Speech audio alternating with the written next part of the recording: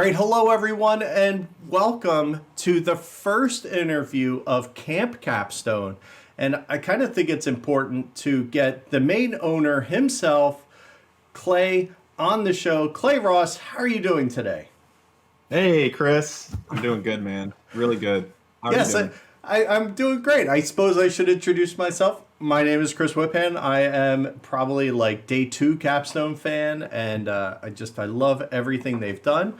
And arguably, Clay, you kind of, I don't know, working at your booth kind of started me in the whole board game business side of things. Can you believe that? Hey, man. I'm glad to have you because that was the help we get is awesome. So I appreciate it. Absolutely. We were just doing PAX U. It was a small booth.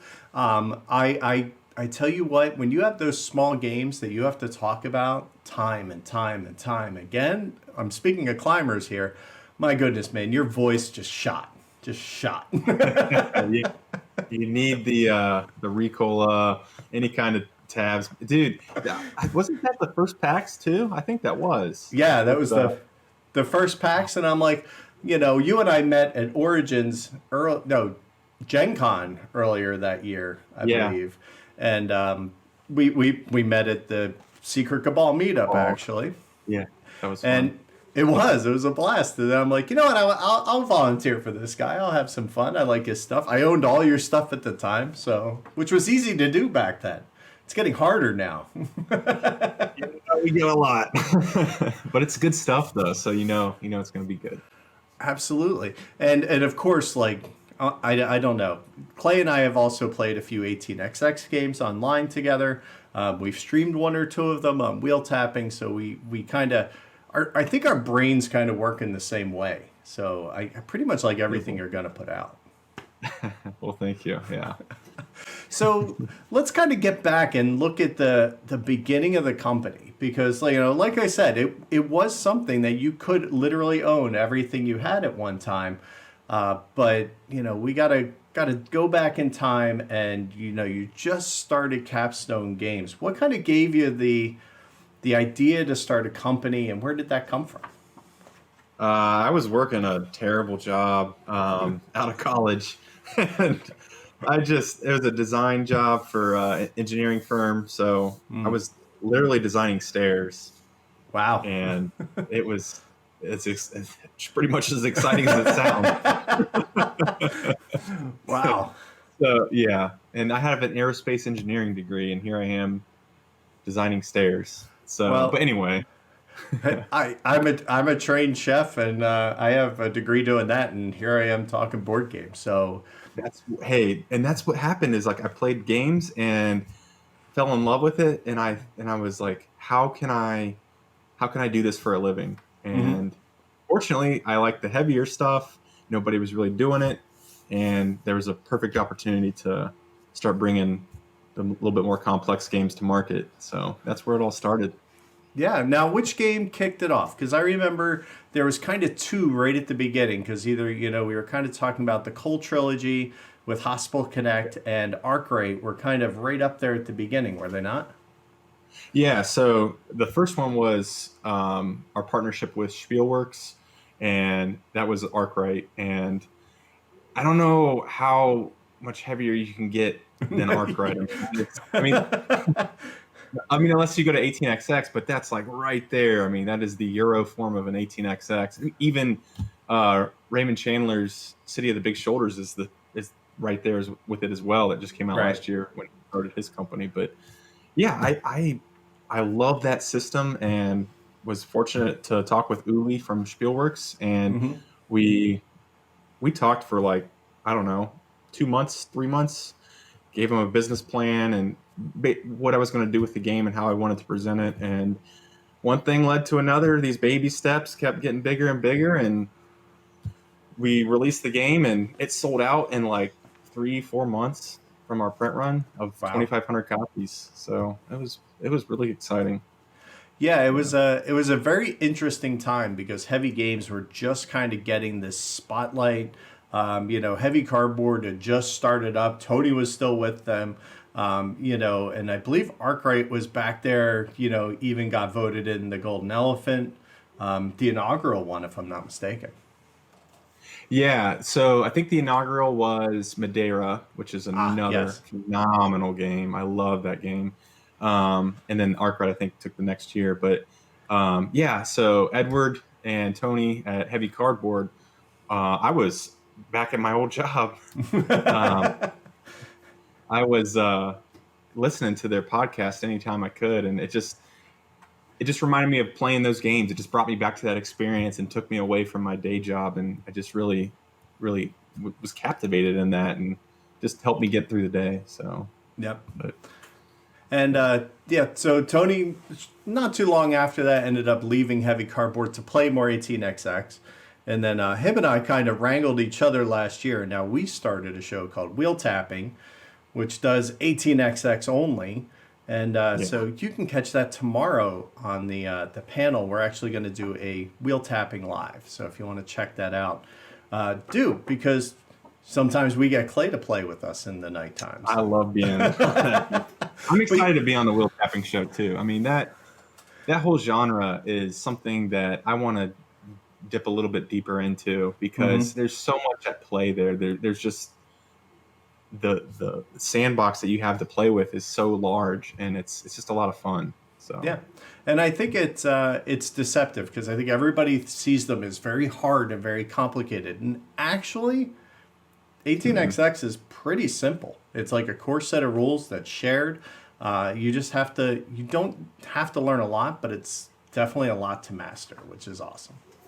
Yeah. So that speaking of that, like my good friend Josh Starr, he Hmm. owns the new Grand Trunk company. Put out. I don't know the names because it's 18 whatever some numbers after there. 61 and 67. It'll be the Canada and There Russia. it Yep. is. But yeah, so he has a really good blog out there about what the barriers are to 18xx, and he's all about breaking those barriers down because Right. he just like exactly what you said. He was like, the perception of this is not reality. It's very, I mean, Euro gamers can play this system. It's just for some reason you have all these barriers that are still in existence, and he's working to kind of topple those barriers. So it's Right. exciting.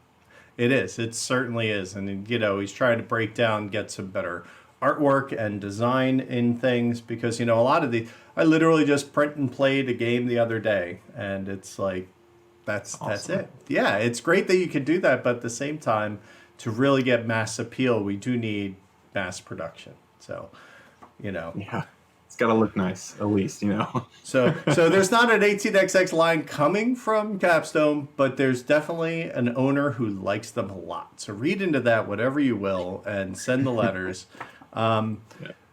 So let's move on. So you kind of started your company as a reproducing other games and bringing them in, and we call that localization, right? In the Yeah. business where you're localizing copies and bringing them in. And you got through a lot of the Cole games. Then we started doing a new line when you brought back the Climbers. You kind of branched off and said we're going to do a subdivision called Simply Complex. And Yes. what kind of spurred that on to say, you know what, I want to do even more games. Let's do this, and let's make it 40 pounds in a box. Yeah. I mean, the components are awesome, first of all. But so I had still do not had, but I have a good friend, Joe Wiggins. He works at Panda Game Hmm. Manufacturing now. But he introduced me to the Climbers and Neue Heimat, which is now the Okay. Estates. Um, and they're these fun, chunky wooden block games that play in about an hour, and the rules are just pretty basic. I mean, about as Hmm. basic as you can get with wooden pieces. But the depth of when you're playing it, the decision space, there's so much to play with there. And it reminded me of these heavy, crunchy games, but distilled down to like an hour. And that's what I was like, we need to have this. We need to do this Right. because I want to get more people playing these. I want more people to have crunchy decisions to chew on when they play a game. I love that feeling in your brain when you're playing a game. It's just like, what do I do? Like I know the options, but what do I need to do? What's the right move? And there is no right move. That's the brilliant thing. So So we have, you have two in the series now with the Climbers and the Estates you just mentioned. So what's the next one? Because I believe you just announced that one as well. Yeah, so we have a new partnership with Deep Print Games out of Germany, and this one's called Renature by Wolfgang Kramer and Mikkel Kiesling, the legendary duo. Yeah, these guys are awesome. Yeah, they operate right in my brain space. You know, from Palaces of Carrara forward, I just love them to death. They're just awesome. Yeah, and when you're reading the rule book, you're like, okay, this. I mean, I get it. Like, I know exactly. Like, I don't really have any questions about the rules. But then you start playing it, and you see the meanness, the interaction, the strategies that you can do, and it's really a captivating game. Plus, it looks beautiful too. Right. So that's excellent. So that print's moving forward. Then another thing kind of happened with Capstone, and that was you found and got a designer and published a game from scratch. And this was the first time you'd ever done this with Pipeline. So how the heck did that happen? You go from, just kind of picking them up at Essen, bringing them over, or reprinting them like the Estates, and kind of putting your own spin on it. What made you say, oh, you know what? I'm not busy enough. Let's go out. Let's get a whole new game and design this from scratch and do that. Let's do something completely new we've never done before. I like to do that and get my feet wet. But so Ryan Courtney had been at our booth, I think every single convention, like Origins and Gen Con, the first couple, like I think it was the first year in 2016, and he was very persistent. And Joe Wiggins ended up going over there to play the game, to play Pipeline, and He comes back, and if you guys know Joe, when he sees something good, he doesn't even need to say anything. You can just look at him and you can tell he's about to tell you something is awesome. And he comes back with his eyes are like, oh my gosh, this is it. This is your game. And I said, okay, all right, well, we'll take a look at it, and I'll sit down. And because honestly, like, we get a lot of design submissions and everything, and it's hard to really go through them all and still do all these other activities. Sure. As one person. So it was nice to have Joe to be able to do that while he was there doing that stuff. And yeah, we started it. I'm pretty sure we're going to talk about all the really detailed description of this in that development panel we got coming up. But it was a challenge to really figure out how to take a project from prototype paperwork elements, right, develop the game to something that's marketable and playable by a mass amount of people, and then bring it to market. And that was a process, and we learned a lot through that. And I am so thankful for Ryan's patience, because that was back in 2016, 2017-ish is when we really started getting started. And then Ian O'Toole, I am so thankful. He came up to me at Essen, I think it was 2017, and he said, I want to do Pipeline. And oh, wow. Yeah, he and I said, okay, let's do it. So well, So that's awesome, because it's interesting because you'll hear about this probably in Ian's interview, which is coming up as well, I might add. But he is a one-stop shop. You get graphic design and you get illustration out of one person, and you get somebody who has a love for heavy games. I mean, that's obvious in all the work he's done with the Vital games and everything. So how did that help with the development process? Was there a lot of input back and forth? Oh my gosh. This game, so taking the game that has prototype elements, a prototype is there to do the job of showing the mechanics. That is it. Not right. To make the game easy to play or anything, because Ryan had letters like A, B, C, D. He had numbers and arrows pointing up and down. And when you're playing the prototype, your brain is literally just like on fire. You're trying to remember all the little details. And then comes Ian. And I wish I could convey what he did when I was thinking about this, because in my brain I have the prototype in front of me with right. the letters, the all this stuff. It works totally fine to play. And then Ian shows me what he's got, and it's like looking at something from the dark ages of how to do something to a supercomputer that does it all for you. 'Cause when he showed me the game board, there were no letters for like any of the symbiology Right. and minimal numbers. And it was just like, that is genius. Like, I didn't even think about using the way he is. That's the graphic design part of him. He is a master at graphic design Right. and can take all of the background calculations that you have to do in your head on a prototype and just completely eliminate that, so you as the player can focus on making the decisions to help you elevate yourself in the game. And the way he implemented that in Pipeline was outstanding. And he does that not just in Pipeline, but in pretty much any game he's going to graphically design.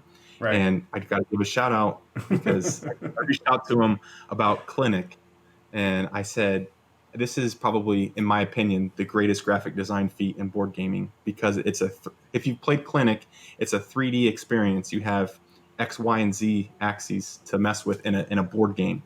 Right. And he nailed it. Like, he just, if That's it was done the any other way, your brain wouldn't be able to process what's going on and how to right. strategize.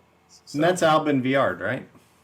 Yeah, Yeah. So yeah, he did Town Center, which I had purchased, and then it kind of got lost in the trying to figure it out and remain playable. So it's interesting because now you're going to make me want to go try Clinic because, you know. Oh yeah, especially with the new graphics. I'm telling you right now, like, that is, it makes it so much more enjoyable to play when you don't have to do the unnecessary calculations in your Right. head. It's all done for you, and then you can enjoy playing the game. So Interesting. Interesting. So Ian's really so we just heard in the welcome show that you're going to be dipping back into the well. hey. Right? See what I did there? See what I did I there? love it. For some more pipeline stuff. So, like, what do we have coming up? Is there going to be some cool stuff in there? Like, what are we waiting for? Just more pipe tiles. That's all we're gonna do. No, just Okay, that's kidding. good. Amox, more of the same. I got it. Yeah, more just that's what. No, so Ryan has a lot of cool ideas. For those that have been following the development of Pipeline since we first started talking about it a couple years ago, there was a lot of elements that were stripped away because it was very bloated for what it was, and it was still playable. But man, there was a lot of extra stuff in there that would have Sure. really frightened away pretty much a majority of people that played this game. And even then, like, people say that this is a very complex game in its current state, which Ryan and I talked to each other. We're like, could you imagine if we released the prototype version of Pipeline, what it would have been? Because this is really complex. So, but for what we're going to do is we have 2 expansions lined up, possibly 3, and we're going to drop them once a year. The first one, it's a modular expansion, and it's going to increase the variability of the game substantially. I'm not going to go into a lot of it, but it's going to be called New Markets. So there's going to be some more markets involved in the game. We have some extra upgrades and valuation cards and some other fun stuff to sprinkle in there. So it's going to really amp up the gameplay for sure. And then the following year, we're looking at some other stuff. I don't really want to jump into that just yet. If we do Camp Capstone next year, we can talk about it. But there we go. I kind of think we have to. Who knows? It might even be in person with some streamy stuff. So who knows? That would be ideal. But it's amazing. We're hoping we'll be able to do this next year. Get a vaccine. Just get a vaccine. Come on. Wear your mask. Get a vaccine. Let's get through this. Yeah. So we can get gaming again, right? Yes. Awesome. So Pipeline is a success, and then all of a sudden we're kind of on this roll. Because then, like, Pipeline was great. That was the big release at Origins in 2019. I think that was one of those games that every time I demoed it, everybody bought it. Like, it was just that game that year, right? Like, and thank God it was nice and streamlined, because I think that made it in between heavy and inaccessible, right? It throws it right in that middle. That bridge. And It was in Board Game Geek had their top game of the show, and it was on #1 of Origins, and that was like really. I was like, man, I'm so validated for that, and just shows us that we're for real. And yeah, that was a really nice moment. So So then we fast forward to PAX. So we're not talking a ton of time here. We're talking maybe 4 or 5 months, and then all of a sudden we have Maracaibo, Cooper Island, and Irish Gauge kind of all dropping around the same time. So you kind of yeah, came with all the big hitters. So let's just talk real quick about the Cooper Island and the Maracaibo, because they're obviously some deals that you brought over, but what was cool about these is it's not like Arkwright where it was out and then it came in. This was almost released around the same time, which, as a United States via Essen customer, I loved. We all got it around the same time. So what's that deal like versus, say, doing a delayed deal in the other products?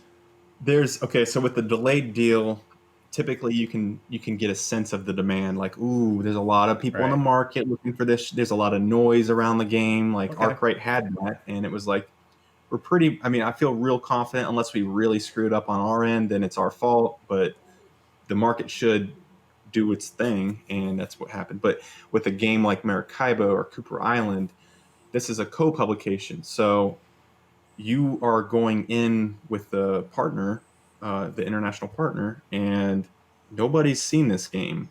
So you have to do a lot of the legwork on marketing, and that's where your brand comes into play. Like, do people know your brand? Is it going to fit? Does it fit well?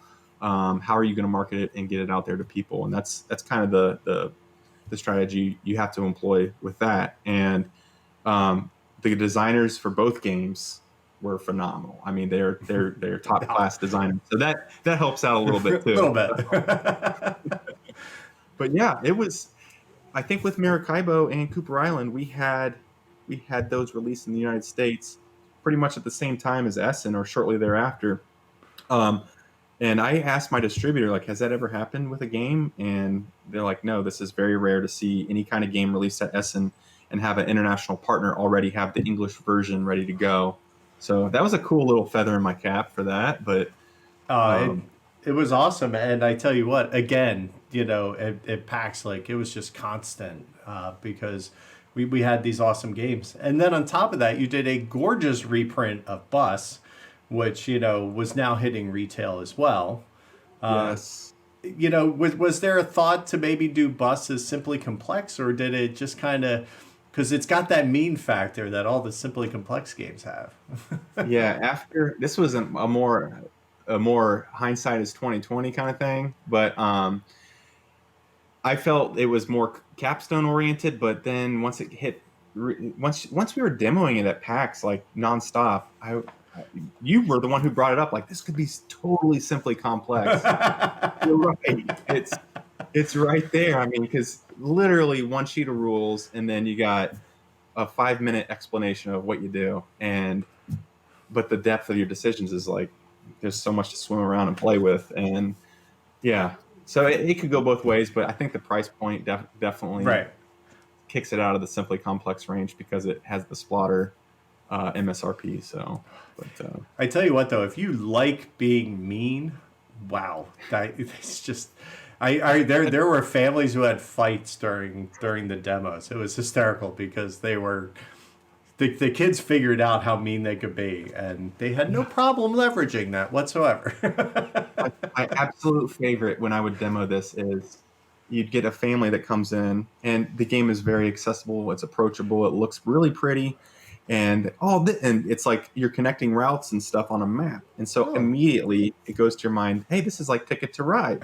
Like, yeah, let's go for a ride, and we'll go with that, and because that helps them get into the game a little bit more. And then after about the first round of playing the game, and they see how passengers get delivered, you see this light bulb moment go off in the demoers, and they're like, oh, this is mean. This could be really off. And I think it's that's like when it the all first, yeah, like the first time you go through the action sequence and somebody gets completely hosed because it's backwards to what you think it is, and yeah. they're just like, oh, wait, You mean I don't get to do that?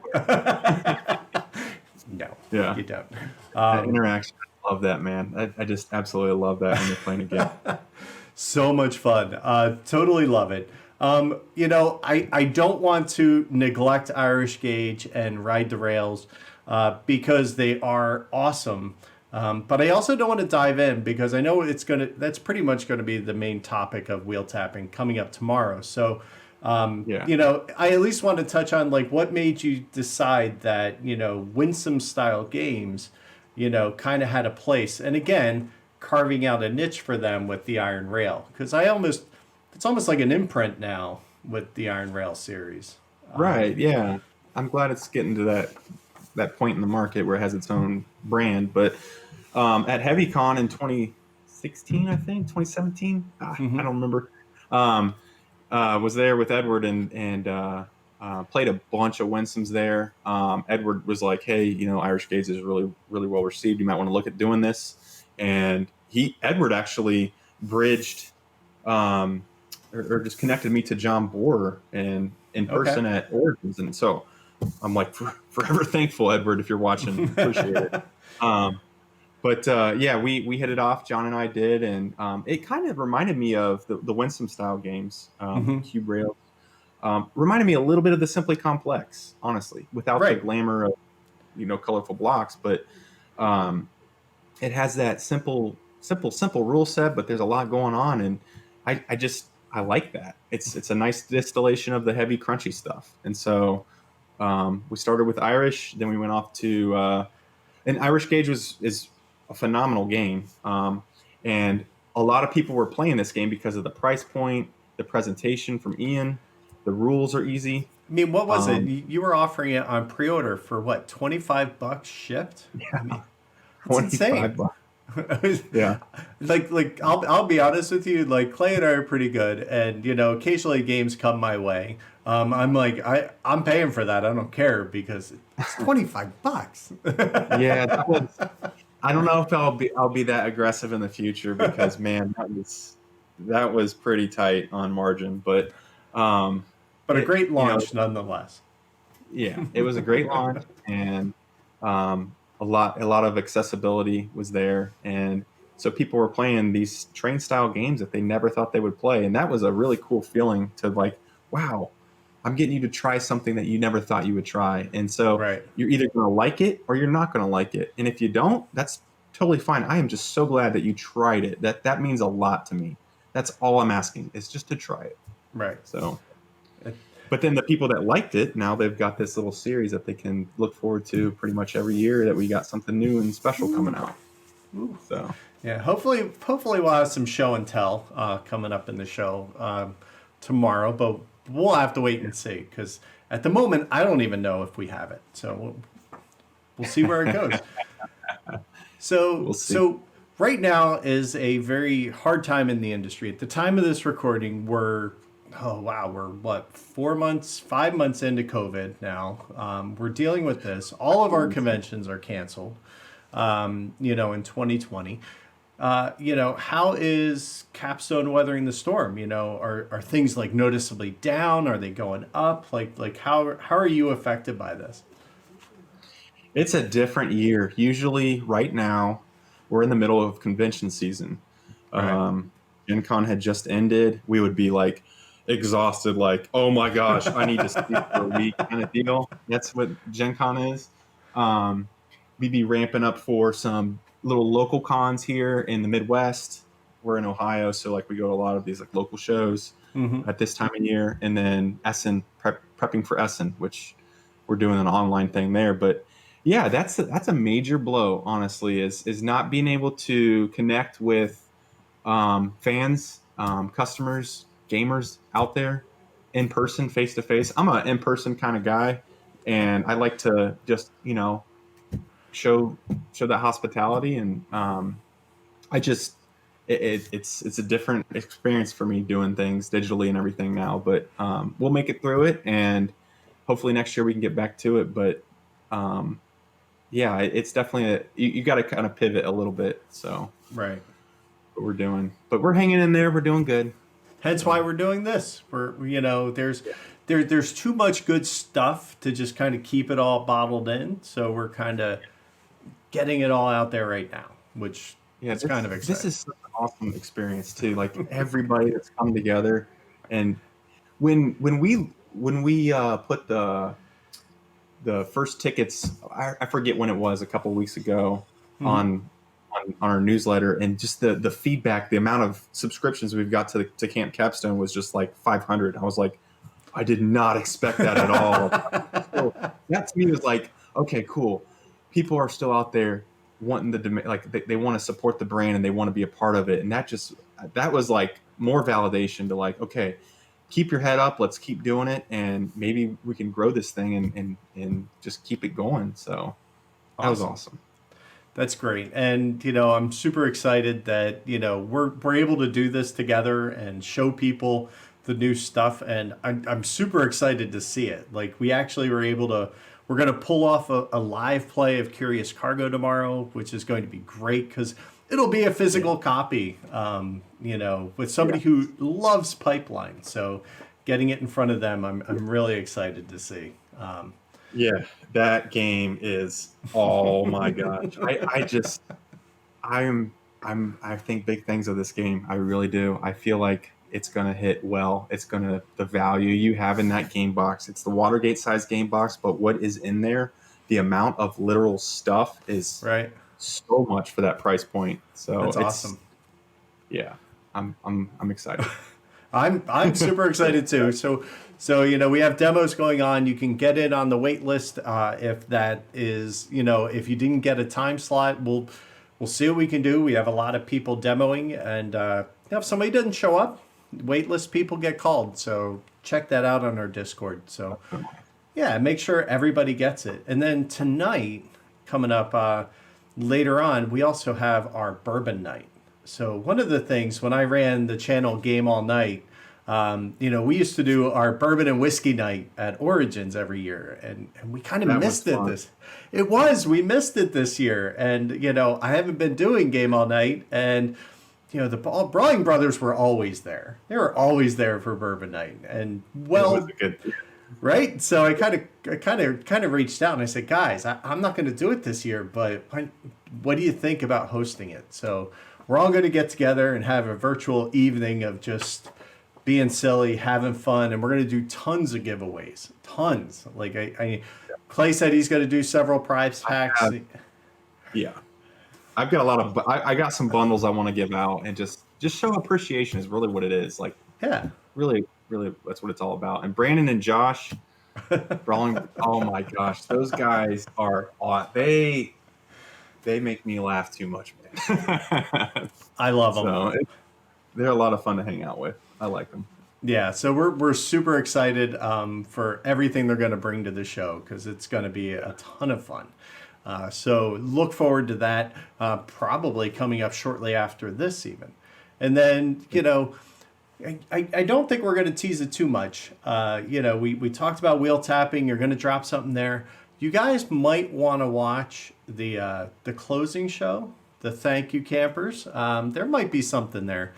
And then, but wait, there's something else.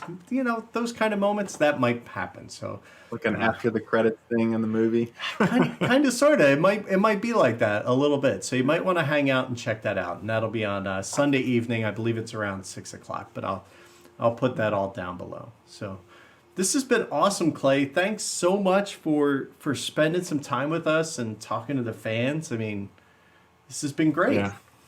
I love it, man. This is what it's all about to me, is just getting people together and playing some games and having a good time. Yeah. It's all about the good time experience and just enjoying yourself. So I appreciate the interview and everything, and hope everybody's having a great time and experiencing demo and games. And I hope to see you all around the different events that we have this today and tomorrow as well.